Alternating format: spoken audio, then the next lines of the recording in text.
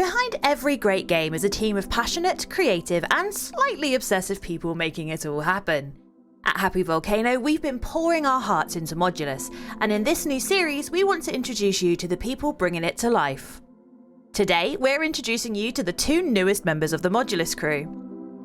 Our head of communications, Jarvs, that's me, and senior engineer Oliver sat down to talk about our journey into game development, the games that inspired us, and of course, our most unhinged nerdy obsessions. Whether they're about the engineering magic behind Modulus or the stories that brought people to Happy Volcano, these videos are a chance to get to know the people behind the game. So grab a coffee, sit back, and get to know the team behind Modulus. Hello everybody, my name is Jarvs. As my intro just said, I'm the new head of communications here at Happy Volcano. I'm also going to do a little bit of writing and some accessibility stuff, so I'm really excited to be on the team. And next to me we have Oliver. Do you want to introduce yourself? Hello, I'm Oliver. I'm a programmer, and that's the exciting thing about me. I'm sure there's more than just that that's exciting about you, which is kind of exactly what we're here for today. So we're going to be doing a little get to know us Q&A so that you can get to know us as we're part of the team. And then hopefully if you enjoy this, the next devlog we'll do it with a couple of other members of the team so that you can start to get to know everybody, because I think it's cool to get to know the people behind the games that we love. I like watching that sort of content anyway, so hopefully you do as well. And so yeah, I'm going to go through some of the questions we've got. Oliver hasn't seen these, so sorry if I put you on the spot for any of them, but I just thought it'd be fun to do a little quiz and kind of find out what inspires us and things like that. So the first question is, what games inspire you as a developer? What games inspire me as a developer? Yeah. I'm gonna give you the games that inspired me as a kid. Okay. Start getting into games. I think one of the coolest games I played as a kid is Spore. Oh wow. Being able to make creatures and build villages and stuff was the coolest thing ever. And I mean, pretty much any game that I got to build stuff in is kind of got me excited. Nice. If you, I don't know if you've heard of Dark Cloud. Yeah, I've heard of it. Yeah. Have you? Oh, I'm so happy. That's a great game. Niche, very niche. Very niche, but very good. Yeah. Yeah, that's cool. I think when I was thinking about my answers for this, I was thinking about the games that I love at the moment, but thinking about what made me love games when I was a kid, I'd probably have to go for Golden Axe on the Mega Drive. That's before me. I'm old. I'm old. I played the heck out of that game. It was the first game that wasn't for kids that I played, if that makes sense. And yeah. Before that, I was on Sonic and things like that, where it was quite obviously designed towards children. And then along came Golden Axe, and I was like, "Oh, this is amazing!" I was so into it. But I think the things that inspire me now, Hades, as you can probably see in my background, I've got Dusa right above my head. Yeah. I love Hades. I love the writing on Hades. As a roguelike, you don't always think of those as being really narratively heavy, and yet I've played, I don't even know how many hours of Hades I've played. I've completed it on every platform, 10 runs complete each time, and I'm still getting new dialogue. How am I still getting new dialogue after hundreds and hundreds of hours? And I just don't understand how Supergiant do it. They blow me away. And then I'd have to say as well, games like Death Stranding. Kojima is a god. Death Stranding, that's an interesting one. I've heard that one's very controversial. It's a Marmite game. Yeah.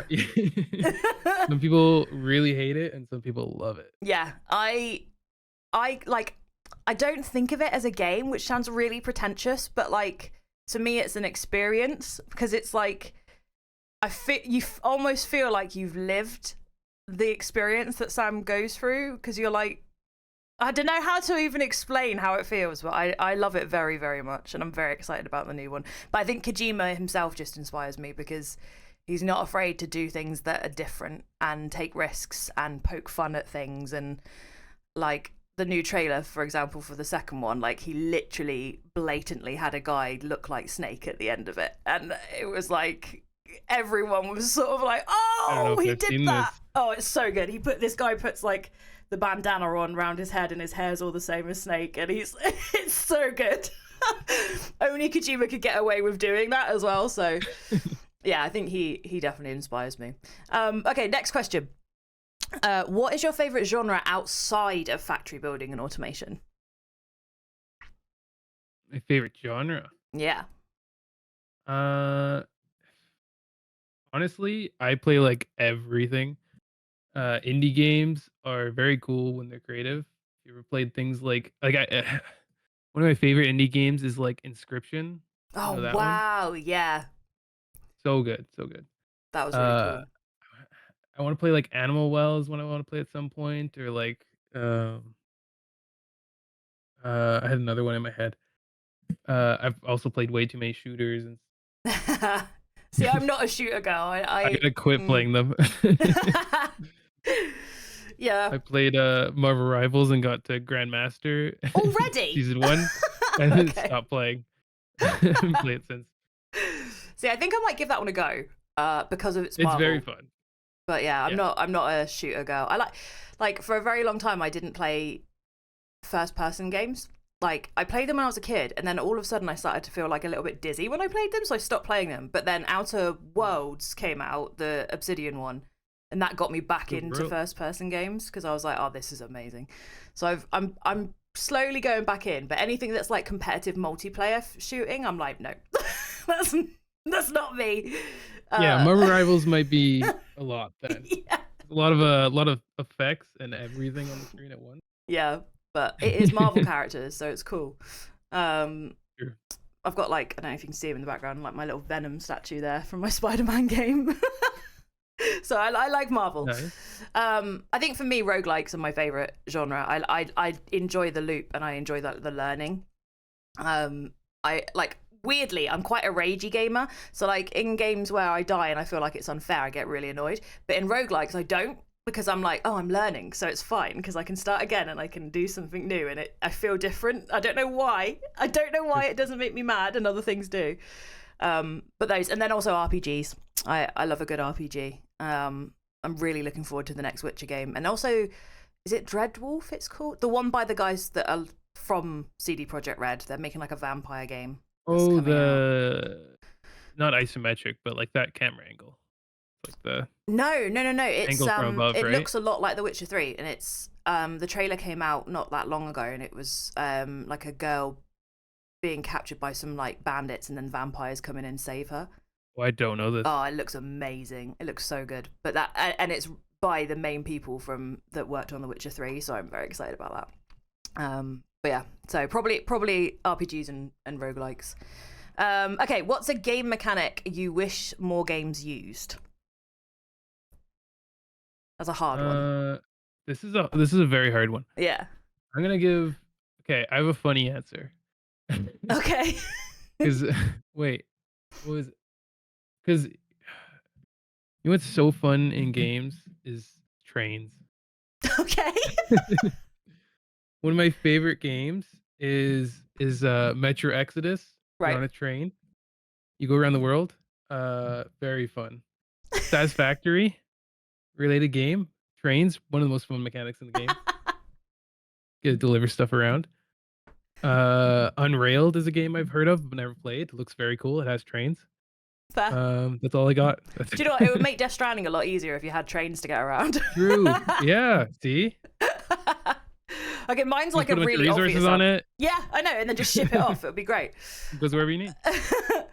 My answer is like really obvious, but it annoys the hell out of me, and it's the Nemesis system from Shadow of War. So I wasn't gonna say that one. It's too obvious, I know, It's but like too on the nose. I feel like. it hurts me. It hurts me that's not used. Well, they were gonna use it in a game, but the game got it just scrapped. got canceled. Yeah. Yeah. Was it the Wonder Woman one they were going to use it in? I think so. Yeah. I heard. So yeah, that I know it's on the nose, but that I loved that. I thought that was so fun because you really got to like your own stories with these orcs. Do you know what I mean? Like it was like a epic rivalry with a particular orc that nobody else had ever heard of in their game, but in your game was like the big boy, which I thought was great. Okay, right. If you had to automate something in real life, what would it be and why? Okay, very specific answer here. Dishwashing would be great if there's a way to automate it. Really annoying doing all the dishes by hand. Someone should invent something for Does that. a dishwasher not count? I am the dishwasher. But then I This is guess the problem. the thing with the dishwasher is then you argue over who's going to load it and who's going to unload it. So it's not completely automated, is it? You could have like a robot take it out and put it away for you as well. Like full-on automation system. It's more of a problem of I don't own a dishwasher. Yeah. That'd be great if I did. Yeah, I feel like that already exists. Yeah. I think this is like currently in the world that we live in, we are not enjoying automated stuff. I'm just thinking about what's going on Twitter. I was trying to like a non-AI answer to this question. Because we do not like AI art. That is a bad thing. So anything to do with that can get in the bin. But like things that make your life easier in like housework stuff is definitely a good thing. I would say like an annoying thing for me is whenever you go to use your car and you realize either it's out of petrol or it's out of water to wash the windows with. So I would have that like automatically send a signal to something that would go and fill it up for me so I'd never have to think about it. Okay. That's mine. I feel like I enjoy going to the gas station every What? You know? How? Why? It's a little excuse to have a little outing, you know, a little bit more going on in your day. No, I It's find it boring. outside, you know. And you always have to queue, and it smells. Yeah, no, that's mine. I just don't want to have to deal with it. Don't want to have The to think smell about is it. so nice, though. Actually, That's a love that. conversation. Probably not a good thing, but Yeah. So the next one is, what was the first video game you ever played, and do you think it shaped your love for games? probably not because I don't remember which was the first game. Ooh, wow. Do most people remember? I feel like I remember mine. it's like blurred between.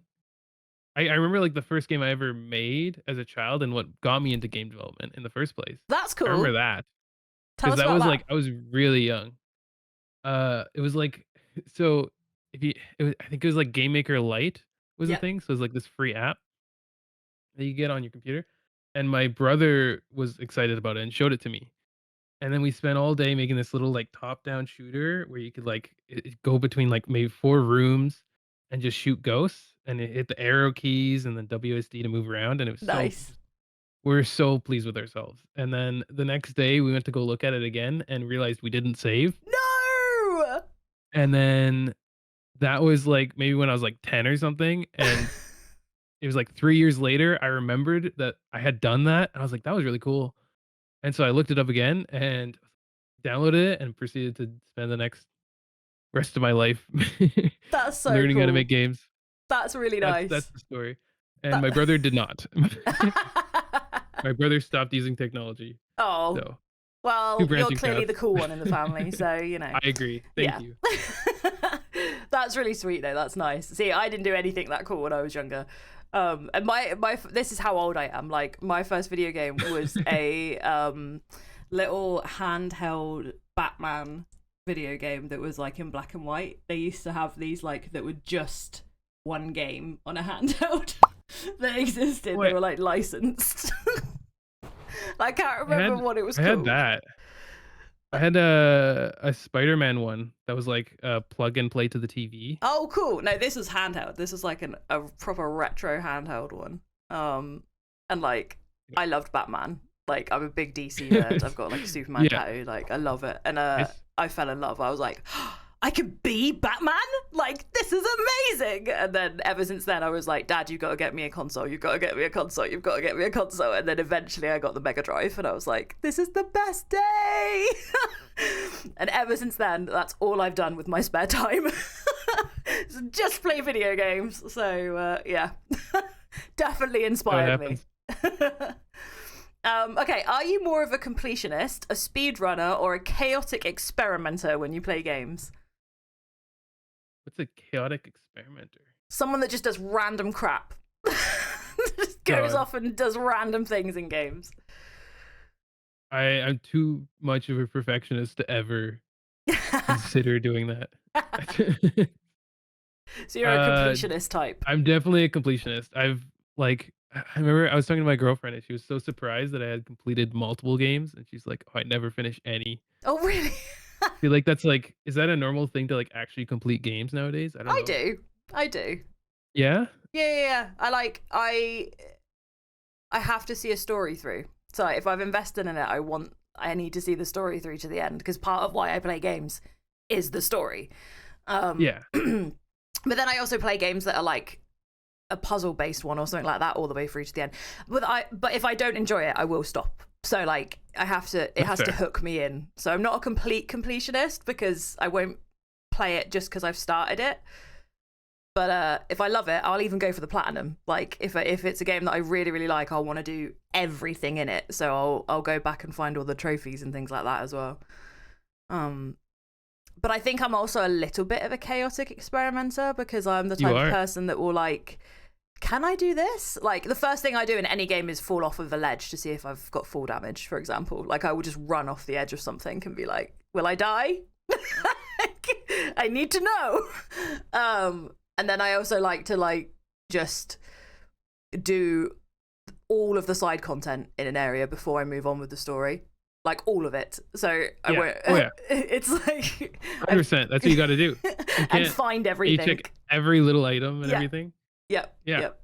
So I'm definitely more of a completionist, but yeah, I do like to do chaotic experiments as well. That's why. Sorry, go on. Sorry for cutting you off. That's okay. I definitely like am annoying my girlfriend at the moment because we started playing Satisfactory and the game is surprisingly really long. It is, yeah. And I'm like, we have to finish this game before moving to the next one, and she really wants to play Nightingale. Oh, we can't play. I'm not letting it happen. We have to finish this first. We're so close.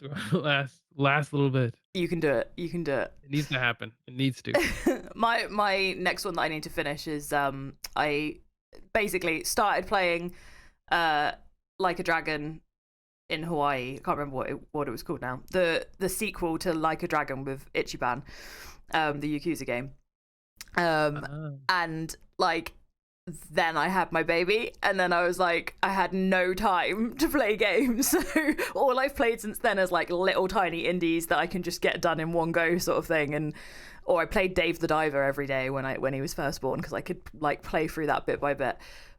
So I completed that and got the platinum for that, but I never went back to finish Like a Dragon, so I need to go back and do that. So that's my next challenge is finding time to finish a big narrative game as a mum of a baby, which is not easy. Really you can't easy. play with the baby? I mean, I can try, but he will eat my controller, so... Oh. You got to give him a second one. Yeah, but they're 70 quid each, and having baby slobber all over them, not something that I want to happen to my DualShocks. Thank you. Okay, next question. If you could only play one game for the rest of your life, what would it be? I feel like there's smart answers to this, which is like Minecraft or something that's infinitely replayable. Yeah, but that's no fun. Something that you love. And then there's like something that I love that would be like Dark Souls, Dark Cloud, I don't know, something dark, I guess. Yeah. Apparently I'm saying 2 dark games. Cool, fair. I mean, a lot of people I think would choose a Souls game.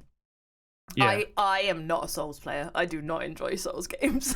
They are not for me. No, my friends have tried desperately to get me to love them. RPG. I thought you said you love RPGs. Yeah, but they're not though, are they? Like, I feel like there's not enough story in them. Like, you have to really find the story to get the story. And I'm like, no. I want the story as an actual story.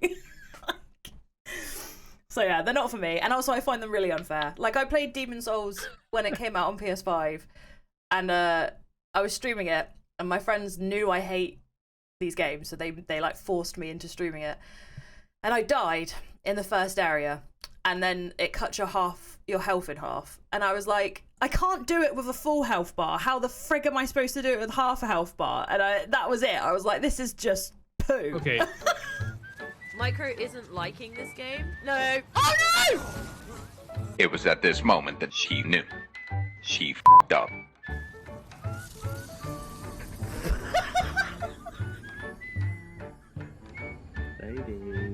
To be fair, Demon Souls was designed really long time ago and is the least fair one It was mean. by far. It was mean. It is a funny designed game. But yeah, fun in its own way. They're not for me. I think for me it would be Hades. I would just keep playing Hades. I just love it. I love the characters. It is a roguelike. Yeah, it's like designed to be played over and over again. Yeah. And I still haven't managed to get past level 32 heat, so I need to do that. And one day, if I played it forever, I would be able to do that. So that's my cheat answer.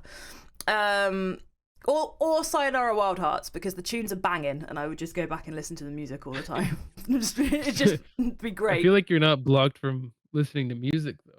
No, I know, but it's just games. I would never get bored because I would just be listening to the cool songs while I was playing, and I'd be happy. They just put me in a good mood. Yeah, I literally love that game. Okay, where are we on the questions? We are there. Okay, what's your go-to drink and snack while gaming? I'm bad because I changed it every time. Oh, every single thing. You don't have a favorite? I'm gonna give a fun answer. Okay. Of my grandma taught me this when I was younger. Is this beautiful thing that I call hot iced tea. Hot iced tea. Yeah, you take iced tea powder and you put it with boiling water, and it's delicious. I've never tried that. Sugary hot tea, and it's great. That does actually sound pretty tasty. It is quite good. People question me for it, and the naming sounds great, so I'm happy with it. It does have a good name, you're fair. What about snack-wise? Snack-wise? God, I don't know. We gotta look around. I'm saying, like, you're looking at all the chaos. I don't know. For me, I'm a very, very English girl, and I just like a cup of tea. So it's just regular English breakfast tea for a drink. Snack-wise, if I had the choice, it would be sushi, but that's expensive. Is that a snack, though? Yeah, it is, because you can just eat it finger food. It's finger food snack. But Wotsits. Okay. I don't know if you know what Wotsits are. Do they exist? I have no idea. Okay, they're basically like Cheetos, the American crisp, but better. Like cheese puff crisps. They're the best. I will send you a whole bag of Wotsits so that you can experience them. No, you need to try them. They're amazing. Yeah, I love Wotsits. They're the best. But then you get your fingers all orange and you have to go and wash your hands before you can carry on gaming. So they're not peak gaming food. But you need the gamer chopsticks. Yeah, the ones that for the Doritos. The solution. I do need those. Okay, what is one random skill or hobby you have that's outside of gaming that people might not expect? This is like the worst for me because I'm I'm a degenerate game developer. All I do is game development. I have a stereotypical answer. Okay, go on. As a stereotypical game developer, I'm gotten really good at ping pong. Oh, okay. I did not expect that. That's like, isn't that the stereotype? Every game development office has like a ping pong table. I mean, like, yeah, but we're remote workers, so we don't play ping pong. Isn't always remote? Okay, fair. That's cool though. That's good. I would challenge you one day. You will win, but I will still try. I will do so well, and you're gonna be like, wow, you didn't lie. I will let you guys know if this is the truth at some point. I'll come back and let you know. We'll have a video of us playing ping pong. Yeah, just a random, put it on our TikTok. Unedited. It'll just be me crying in a corner as you beat me. Yeah, mine is I am a nerd and I like to I can't draw, so I was like, what can I do that's creative that looks good if I can't draw? So I learned how to do cross stitching so that I can cross stitch like nerdy things. I'll put them on screen so people can see what they look like in the edit, but basically I just cross stitch anything to do with Dragon Ball Z or video games. So it's gaming adjacent, but they look really cool. I've done a really, really cute like Horizon Zero Dawn Aloy as a Funko Pop shape, and she's a beautiful character. And then I've done loads of Dragon Ball ones. Loads and loads and loads of Dragon Ball ones. So that's my secret talent. It's so fun. It's just pixel art, but sewn, so it's good. I love it. Is that similar to like crochet or? It's more like embroidery. So like when you've got like a little design on a shirt or something. You're making like a patch or something. Yeah, like that, but pixel art based. So that's cool. I love it. That's so fun. Okay, if you weren't working in game development, what would you be doing instead? I have the most boring answer, which is I would be an engineer, but in like hardware or something. It's not boring. It's honest.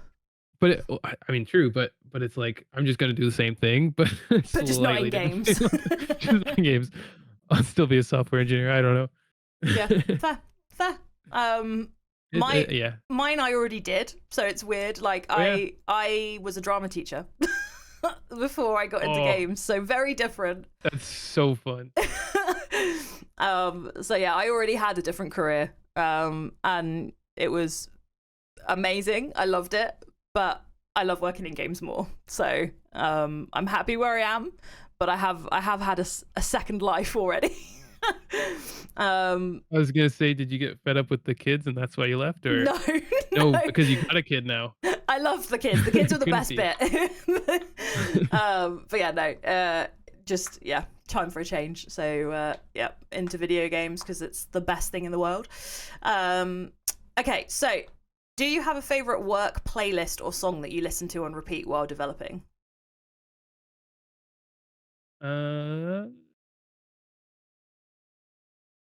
I have an answer.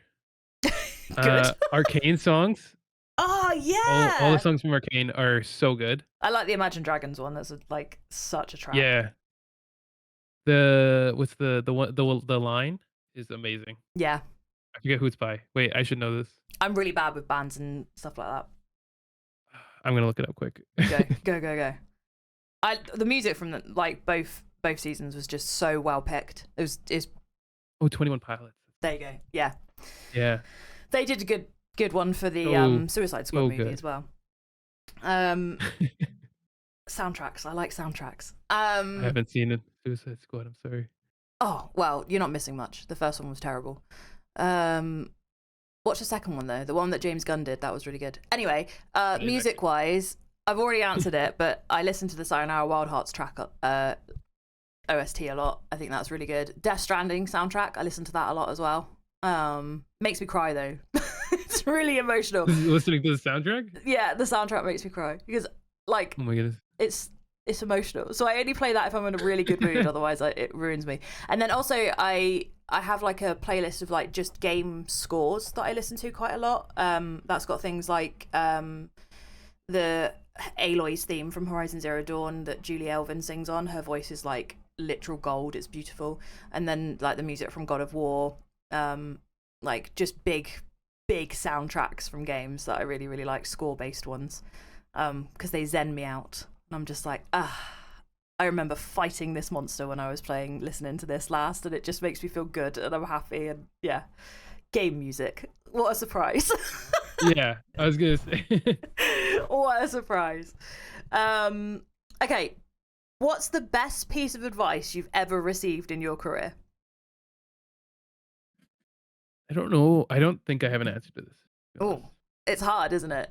It is a difficult this is one. like, this is a struggle because my memory is distinctly very bad. Barely remember. I don't even remember when I was 12, let alone. Fair. I mean,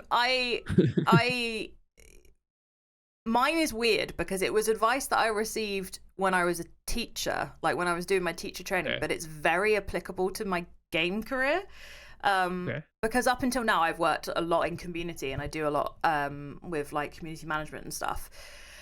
And it directly relates to behavior management when you're a teacher, because too often people fight fire with fire, and it gets people angry and stressed, and you get your back up. And the dude that taught us about behavior management when I was a teacher, he's called Rob Long. He's an amazing guy. He was like, your mantra should be fight fire with water. Fight fire with water. And that's what I've kept in mind. And it's all about like not treating the behavior that someone shows, but treating the reason for that behavior. And it works really well in like game dev, because a lot of the time, if someone's angry about something and they're being a bit toxic about it, a lot of the time there's actually a reason for that. And if you can find what that reason is and address that, then that person can turn around and actually be a champion and really support your game because they appreciate the fact that you took the time to understand what they were angry about. Don't get me wrong, some people are toxic just for the sake of it and they can jog on. But if you at least try to understand why someone's angry and like deal with that, it shows that you care more. And I've always kept that in mind, and I think that's served me really well in game dev, not only in teaching. So I always go back to that, I think. And then the last question we've got is, if you could trade jobs with anyone else on our team for a day, whose role would you try and why? Easy, Mick, because he's my lead and I could move up the ladder. further my career. Answer. Easy. I love that. I can't wait till Mick sees this. I'll give an honest answer. Probably. Okay, so because I love programming, so I don't actually want to leave programming. I'm like not an artist at all. I don't think I would enjoy it more, to be honest. But like, it'd be fun to switch to like do what Thomas does. Yeah. Because he does like technical art stuff. Yeah. And like even getting into like graphics programming and stuff even further would be so fun to me to like learn that stuff. Yeah, because it's adjacent to what you do, but like different. It's like you gotta be technical, but it looks nice. Yeah. You have something visual to show versus like most stuff I do is just like, you don't really like, it's there, but you don't really see it. It's behind the directly. scene. Yeah. Yeah. That's cool. That's like, a good answer. It's pretty in its own way. Basically. It's pretty to you guys. I wouldn't understand it. It looks like a mumbo jumbo to me. But I appreciate the output. So yeah, no, that's cool. I think mine, because I used to be a drama teacher, I used to do a lot of like directing plays and stuff like that.